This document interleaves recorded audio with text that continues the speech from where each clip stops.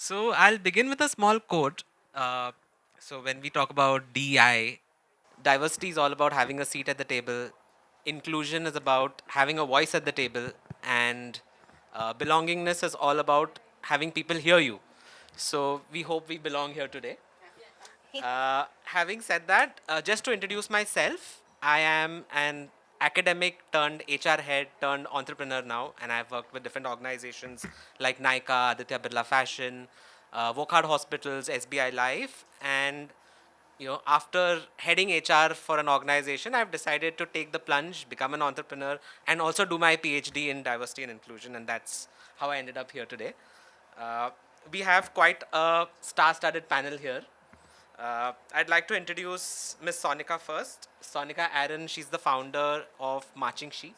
She's an XLRI alumnus with more than 2 decades of experience in organizations like Pepsi, Vodafone, Roche Diagnostics, Philips, and uh, she speaks at multiple forums like UBS forums, Transformance forums, Fitchy, and has won various awards for being an entrepreneur, including uh, the Women Entrepreneur of the Year, Top Minds, so on and so forth. So, welcome, Sonika. Thank you. I'd also like to introduce Ms. Shabana Upnal. She's heading talent management at the Asia Pacific and Japan level for tech data. She's a certified coach. She's an MBTI practitioner. She's an situational leadership 2 practitioner. She's won an award for 101 top minds at this forum a couple of years back, and she's winning another award later today.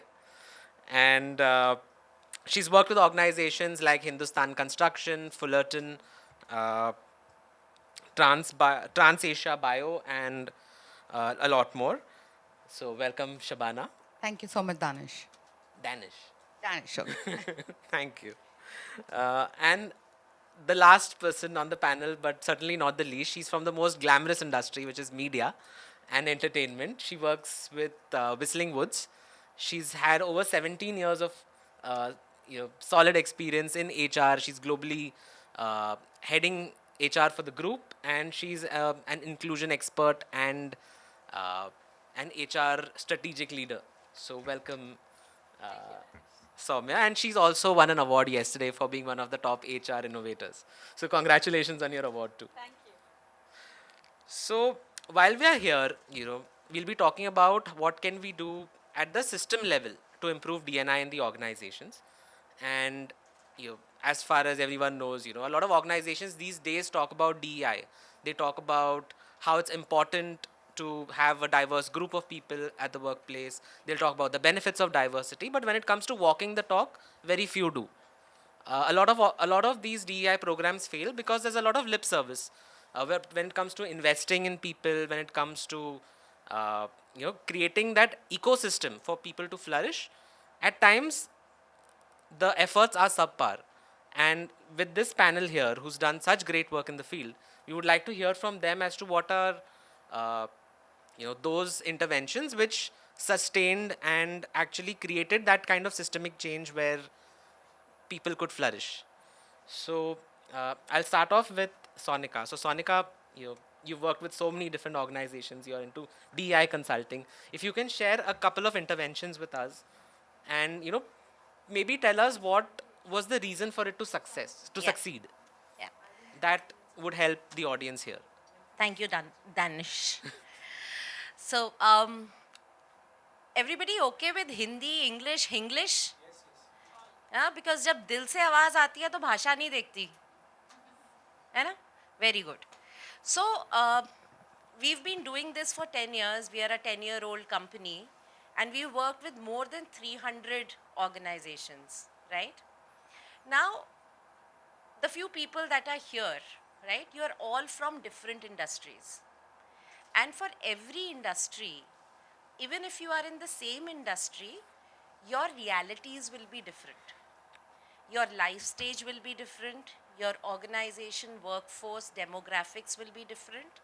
And if you are the DEI champion, you need to understand that what is your organization needing to do to drive that systemic change. One size won't fit all, and that was what I think Sheetal was also saying in the previous panel discussion. So whether we have worked with John Deere and we've been working with them for more than 4-5 years, or we have worked with Sterlite, which is into infrastructure, or whether we are working with Uber, or whether we are working with Concentrix. Now these are four very different industries.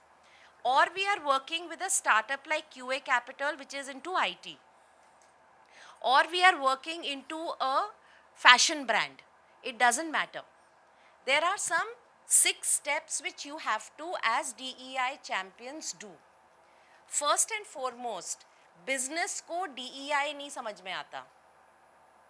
आप किसका भला करना चाहते हो? उनको नहीं समझ में आता. उनको धंधा समझ में आता है.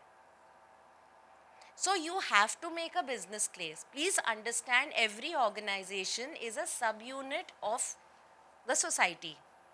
Your workforce, your customer, whether it is a distributor or the retailer, or it is the consumer who is using your product and service, comes from the society, and the society is very diverse. And here I am not only talking about women, I am talking about a multi-generational diversity in the society. I am talking about socio-economic diversity. I am talking about sexual orientation. I am talking about gender expression. I am talking about religious diversity, all kinds of diversity. So until and unless your new product development, your marketing communication, your employee engagement, your incentives, your production, all of this does not represent the society, how will you meet the needs of your customer and your consumer? So first and foremost, align your business. कि ये धंधे की बात है, ये नारी मुक्ति मोर्चा नहीं है, हम किसी अंडर रिप्रेजेंटेड कम्युनिटी का उद्धार नहीं कर रहे हैं. First, once you've established that, second you need to do a diagnostic. Now diagnostic के लिए कई बार clients आके मुझसे कहते हैं इंडस्ट्री बेस्ट प्रैक्टिस बता दो. यार इंडस्ट्री बेस्ट प्रैक्टिस में तो आपको सिर्फ यही पता चलेगा ना कि इंडस्ट्री में बेस्ट प्रैक्टिस क्या हो रही है. लेकिन डायग्नोस्टिक के 3 भाग होते हैं. The first is listen to what your employees have to say, because you might have Adani in infrastructure and you also have Sterlite in infrastructure. Adani का कल्चर और स्टरलाइट का कल्चर बिल्कुल अलग हो सकता है. एम्प्लॉय डेमोग्राफिक्स अलग हो सकते हैं. सो फर्स्ट अंडरस्टैंड, या तो स्टे इंटरव्यूज कीजिए, FGDs कीजिए, सर्वे कीजिए, पहले पता कीजिए what is it that employees need, what are your employees telling you. Second, don't restrict your external research to only industry research. Suppose you find that you have a lot of zillennials in your company, then find out what are the best practices across industries to retain, engage and grow, nurture zillennials. Pet policies हो रही हैं क्या, education policies हो रही हैं क्या, हो रहा है. Now you know what is your ground zero. Then you decide if success, if today I am standing in March 2023, this is my reality, what should success look like, let's say 3 years from now. March 2026 में what should success look like. अब आपके पास 3 साल में 12 quarters हैं. Inclusion is not spray and pray. हम 3 महीने में 6 महीने में एक चीज कर देंगे और फिर भगवान की दुआ से कुछ हो जाएगा. It is a consistent effort. Make an executable action plan. एक चीज जो हम HR और DEI वाले बहुत बड़ी गलती करते हैं, हम सोचते हैं DEI का सारा बोझ हमारे कंधों पे है. An employee experiences an organization every day through their managers, not through HR, not through DEI practitioners. You are an enabler. You can make policies, you can make frameworks, you can create sensitization. But what is the team environment that the manager is creating? That is something which is when the tire hits the road. So every manager, middle and first line manager has to be sensitized. Then comes the next part. आपने plan बना लिया, diversity agenda बना लिया, execution plan बना लिया. Then comes sensitizing and a plan of communication. And lastly, which is the most important part of your change management, enabling the underrepresenting groups that you are focusing on.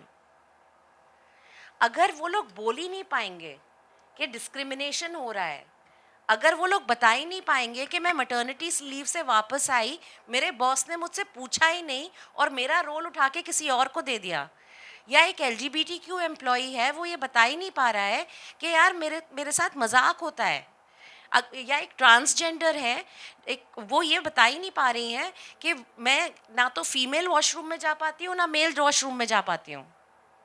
Are we creating psychologically safe environment?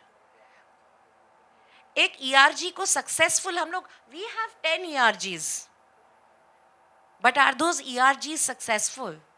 The previous panel spoke about allyship. Allyship का मतलब क्या है? I am an ally. I cannot call myself an ally. Do others see me as an ally? So these are the six steps. अगर मैं इनको सिर्फ एक एक शब्द में बोलूँ, first, make your business case.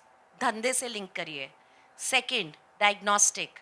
Number 3, make an executable diversity charter. Number 4, sensitize your frontline managers. Number 5, train your underrepresented groups to speak up for themselves. Number 6, communicate, communicate, communicate. That is what has made it work in all our clients. Today, I'm very proud to say that we have been working with clients across sectors. We are completely industry agnostic, and we are doing this across 80 countries across the globe. Not just in India, but 80 countries. And it doesn't matter कि उनका culture, thank you. It doesn't matter कि उनका culture क्या है, वो कितने advanced हैं, कितने backward हैं. But अगर आप depth में जाएंगे ना with intent, तो सब कुछ होता है. Fatigue आता है, क्योंकि आप रोज भिड़ते हो. It's like breaking your head against a wall. But now I'll let my co-panelists speak. Thank you, Sonika. That was very, very insightful.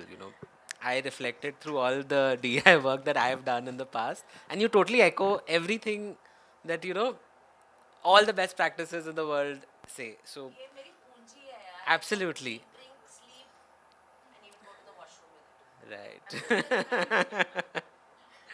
right. My key takeaways from you know, from what you've shared is first and foremost, don't look at DEI as an event, right? A lot of companies do calendarized events. We do Pride Month. It's like a festival, right? We do Women's Day in March. We do Pride Month and we need our frontliners. We need our managers. So thank you for sharing that. Now, in the spirit of allyship, I'll move the mic on to the next person. So, Thanks, Danish. I think Sonika really kind of put it very well. I'm going to talk about, the experience that I had. So you'll get like some first-hand insight. Like she's rightly said, you first have to be sure of why do we want to bring that change. Any change, that you want to bring has to be motivating enough to last. I just want to do this because it looks good, or I'll be like featured as one of the preferred employer, or something on the social media. That should not be the motivation. Okay, so especially at Whistling Woods International and Mukta Arts and Mukta Group, we think of it as a responsibility. Okay, we have students going out who are the next workforce. Okay, so it more than the dream to be a DNI champion, it is a responsibility to produce kids who are leading, who are the torch bearers tomorrow for the industry, various sectors that they work in. So that is where the thought for change has always been. And very rightly, it has to be a business model. Otherwise, it won't last. So coming from that, it has been an ongoing learning. We can make policies, yes, we can execute them, but when you execute them is when you figure out what are the challenges. Uh, we have various courses, and a couple of years ago we had a few students who were specially able joining few courses in filmmaking, and it was a great thing for us because it's a challenging course. It's something that you uh, feel excited about. And then when you have somebody who's specially able doing it, we had to really do a lot of infrastructural changes when it came to that. So it was not just a policy that we changed the policy, okay, we'll be able to admit and recruit students. We had to make lot of changes. You'll have to sensitize the faculty, you have to sensitize the staff, you have to sensitize the helping hands like the housekeeping, the security. You have to make sure that the infrastructure has enough support for them to navigate across the campus. Otherwise, they'll fall out, they will kind of leave after a semester. And so, but yes, we successfully, so but it was a learning. We did successfully have them complete the whole course, so it was like a sense of pride. And that from there we've built it up from then, like gender neutral washrooms on campus. We have a very good student and staff led initiative which is called Embrace. Embrace provides us a platform wherein you are free to be yourself. You just have that space where you can talk of any topic. It just doesn't have to be gender, or it just doesn't have to be demography. It is age. We had a program wherein we just before the retirement we did have people coming to us and asking us whether we can have a program. So there are a lot of other things that I feel that we do not touch upon, which could be diverse age group, diverse ethnic groups that we have to cover. And like I said, Embrace, and there is another initiative, Quab, which again, all that initiatives that we take, and we are blessed in that matter because we have students who are the champions. So when you have a driving force just right, and you can see the result of your efforts right when they go out in the market, and we receive feedback from various employers that recruit them, that these students are already kind of trained and they're educated and they're sensitized on these matters, so that gives a sense of pride. So I think when you have why you want to do it, then you have to have how you want to do it, and then what are the changes and the infrastructural things that you need to incorporate to make sure that it lasts. And it's going to be an ongoing process. I don't think, like, though we have been doing it for last 12 and 16 years, but still there are a lot of learnings every time we have a different group that we are catering to. It's always a learning. So I think diversity is a noun, inclusion, though a noun, I think we need to practice it as a verb. That is how it goes. So I'll leave it at that. Yeah. Thank you, Soumya. The first statement that you mentioned about how it looks cool to support diverse functions totally hit home. So, honestly, I recently did a research paper, and one of the heterosexual persons who responded to it spoke of how he supports people who are LGBT because it gives him access to the women they are friends with. So he looks cool, and so women want to date him. So it's very true. It drives the point home completely. That was one great takeaway from what you spoke, including, well, so OD is all about creating those motivations. If you spread that, maybe you never know. We can bring about systemic change through that. What I really liked about what you said was the infrastructural changes that we need to bring in, and how do policies need to walk the talk. Otherwise, it just becomes an academic exercise. And you spoke about different kinds of diversity across ages, across cultures, across abilities. So, thank you so much for sharing that. Let's move to Shabana. Now you have to top this. Yes. So, no, I think Sonika and Soumya kind of covered up a lot. And really, I like the way Sonika kind of gave the 6 steps, which are the real essence of how you want to build up, if you really want to put in a DNI strategy. And Soumya kind of summarized it to say how you can connect it with, on ground, what's happening and what's needed. I'd like to share a little bit of what we're doing here at Tech Data because a lot of it resonated with me. Because at Tech Data, what we're doing is not just talking about the high level picture of why DNI or what we want to do, connecting it to the everyday life of people that are there here. Okay. So, first is demystifying the why we want to do this. It will start with connecting your objectives for DNI to the values that you carry as an organization. Okay, connecting there at that level brings in the buy-in because you can't go ahead and say, okay, DNI is a new value that we want to have. DNI is something that is going to complement the values that we already stand for as an organization, and here's how. Demystifying that is really important, and that's something that we have achieved at Tech Data, globally.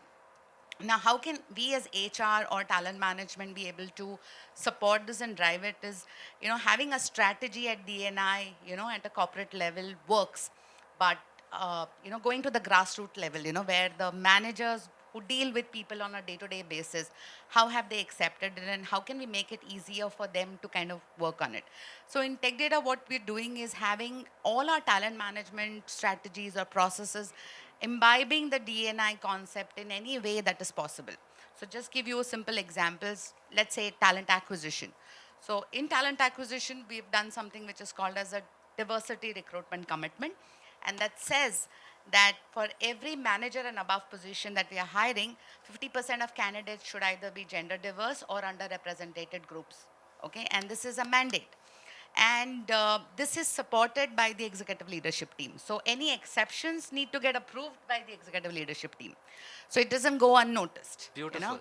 And to top that, the final panel interviews or the final interview list or people who interview final candidates, at least two of them have to be women or diversity candidates. Okay, so this is how policies that you frame kind of speak to the strategy that you have put together, and yes, it's a lot of effort.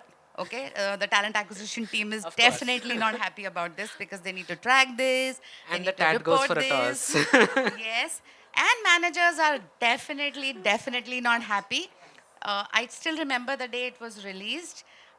There was a influx of calls, emails. Okay, how are we going to fill our positions now?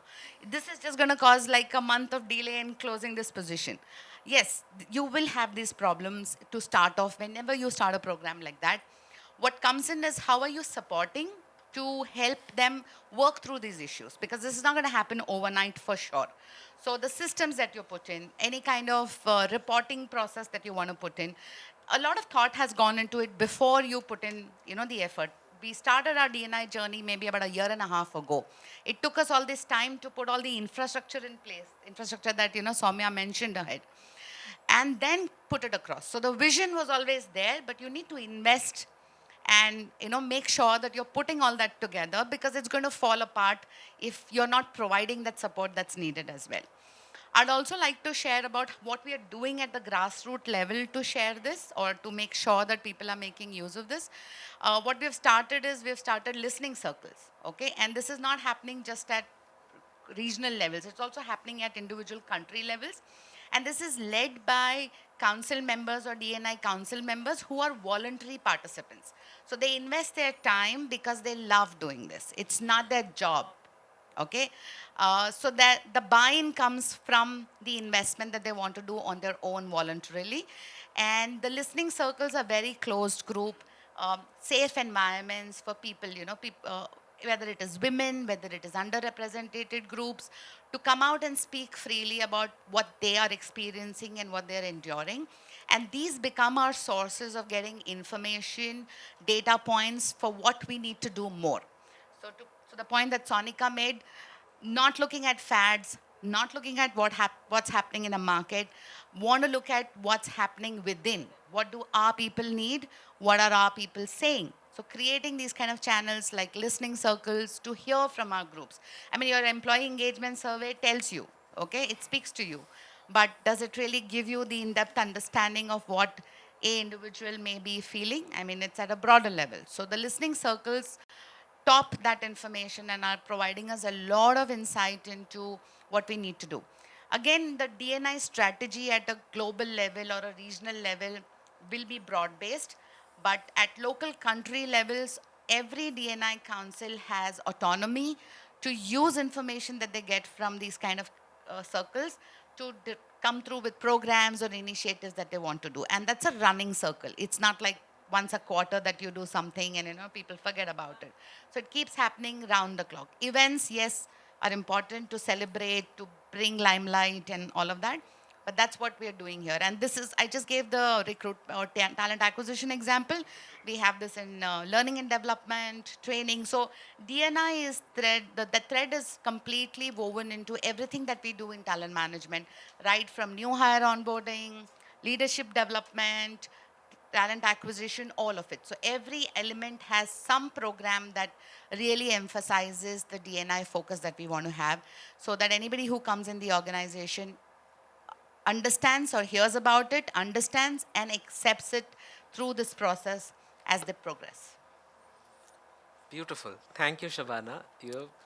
It was so nice to hear how you've linked it to values, how you've embedded it into the different HR processes.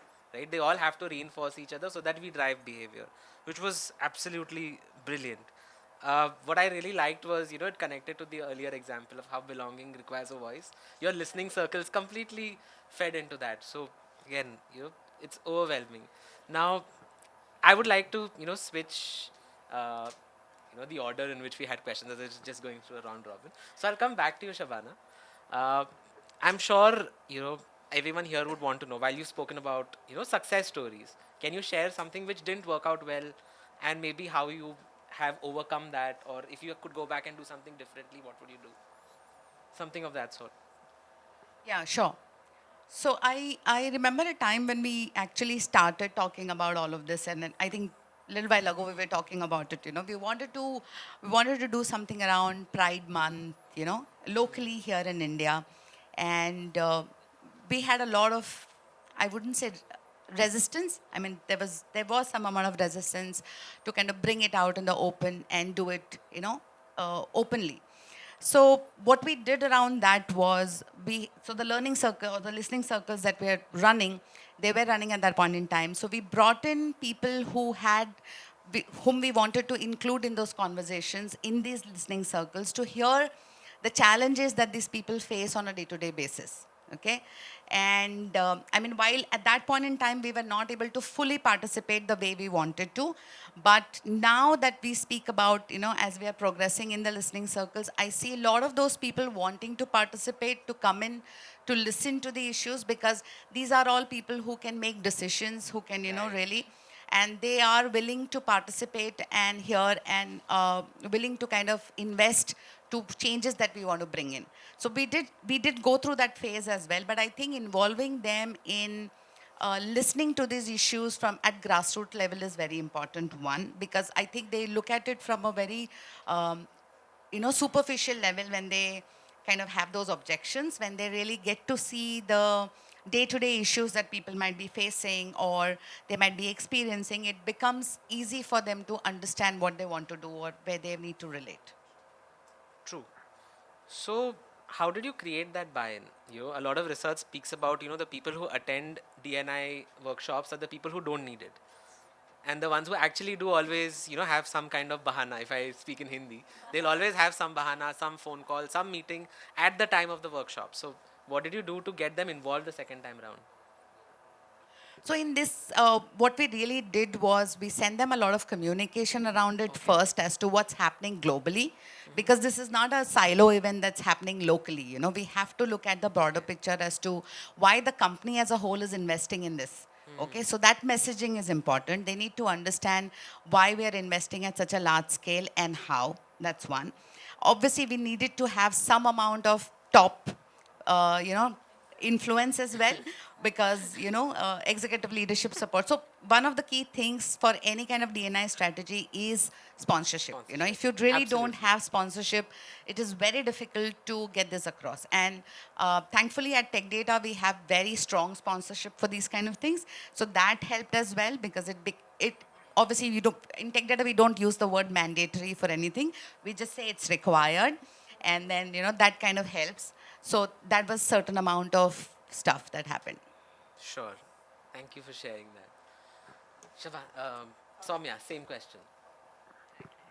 So I think it's like she said, it's always a learning process. Yes, and I'll go back to when I was talking about that we had admitted the students and we were not infrastructurally ready, and that is when I think we had to take a step back because again policies and having a mandate is one thing, but it took us a while because the students that I'm talking about, they really like struggling because if you ever come get a chance to come and have a look at Whistling Woods, we have a vast campus, and um, it's a beautiful campus, but if you can't navigate around it safely, it becomes a challenge. So I think that was I won't call it a failure. It was a deterrent. It was a deterrent initially because when you have to make an infrastructural change in the building, it takes time because there's a map, and there is you need to get approvals from authorities and stuff, and then you have a student who is whose learning is getting hampered. So yes, I think that was one thing which I felt that we should have pre-thought of, you need to, but yes, it was a learning. And then a lot of time we kind of work very closely with underprivileged kids also, and the segment which does not get properly represented.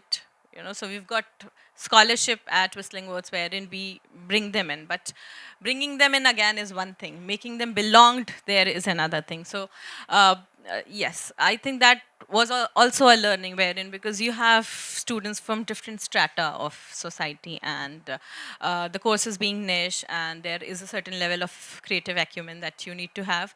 You can't like just for the sake of having that representation, have them, because they need to feel belonged.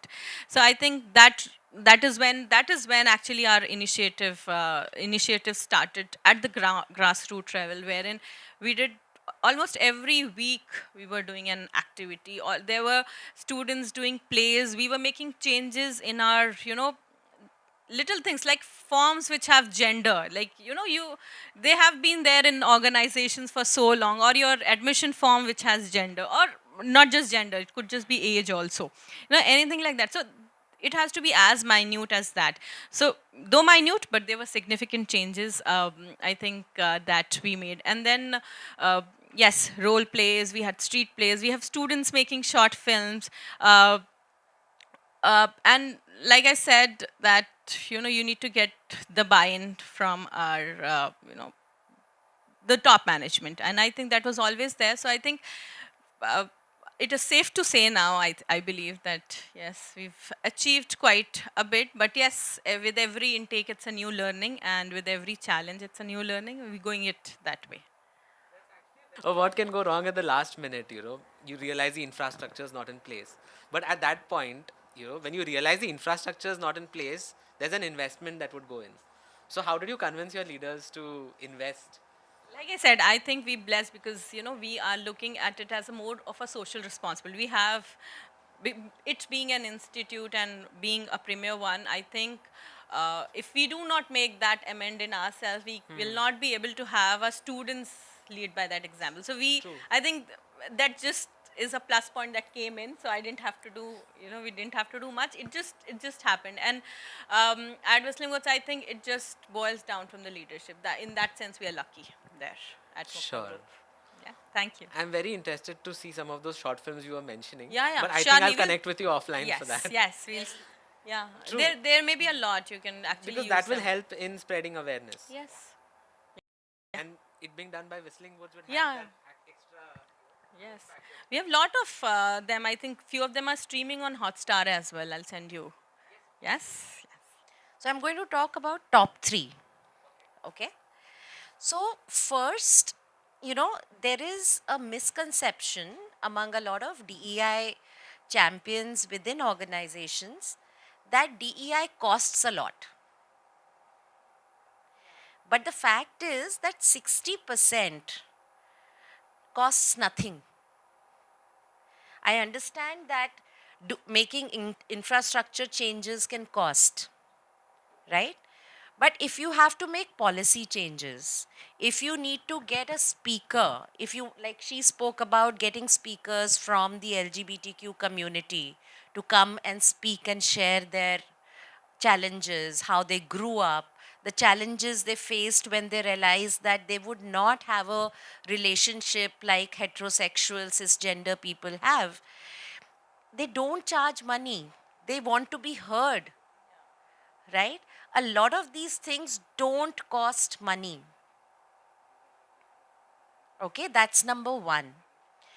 The second challenge, very often, is we need a separate DEI budget. The moment you start talking like that, it will get rejected. How do I integrate that in BAU budget? In my L&D, in my admin cost, in my recruitment cost? Even any female employee is a resource. So it's a recruitment cost. Why do I need a separate DEI hiring cost? Why do I need a DEI training cost? Why do I need a DEI retention cost? I don't need a separate DEI budget. I don't. Because come COVID, come demonetization, come recession, that's the first budget that will get cut. So please don't make a separate DEI budget. Number three, when you partner with a DEI consultant like us, please use them like a partner, like a knowledge partner. I truly dislike the word vendor. Ever since these central procurement teams have come, this vendor management concept has come, because if you go looking for a vendor, you will get a vendor. You need knowledge partners, you need partnership. आप घर के bulb नहीं change कर रहे हो कि एक दिन में सारे बदल डालोगे. आप कल्चर चेंज कर रहे हो, आप माइंडसेट चेंज कर रहे हो. It will take 5 years, 4 years, 3 years, depending on the size of the organization. When I work with a Concentrics, which is a global organization with more than 100,000 people, it will take that much time. Right? So if they start treating me like a vendor, I will not like it.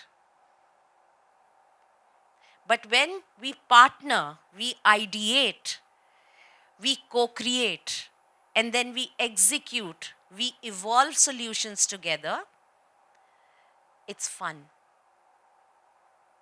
So these are the three things that as DEI practitioners, you need to be very mindful of.